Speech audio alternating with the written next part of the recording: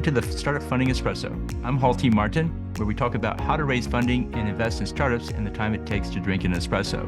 If you have a question about startup funding or investing, please go to the website, startupfundingespresso.com, and type in your question into the chat bot in the lower right corner to receive an answer.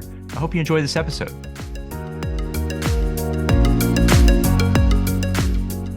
Hello, this is Hall T. Martin with the Startup Funding Espresso, your daily shot at startup funding and investing. In reviewing startups, here are the key metrics investors should look for.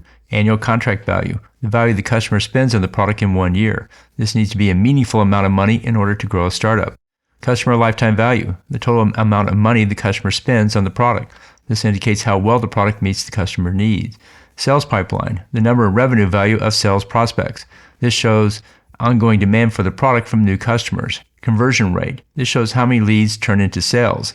This needs to be a known figure so as to calculate how many leads need to be generated to meet a sales goal.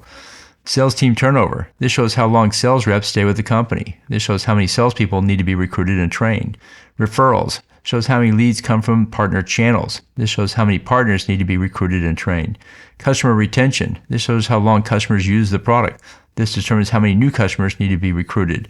The goal of metrics is to define the current business model so it can be tuned to operate efficiently. Look to see how well defined these metrics are for a potential startup investment. Thank you for joining us for the Startup Funding Espresso, where we help startups and investors connect for funding. Let's go start us with today. Hall T. Martin is the director of Investor Connect, which is a 501c3 nonprofit dedicated to the education of investors for early stage funding. All opinions expressed by Hall and podcast guests are solely their own opinions and do not reflect the opinion of Investor Connect. This podcast is for informational purposes only and should not be relied upon as a basis for investment decisions.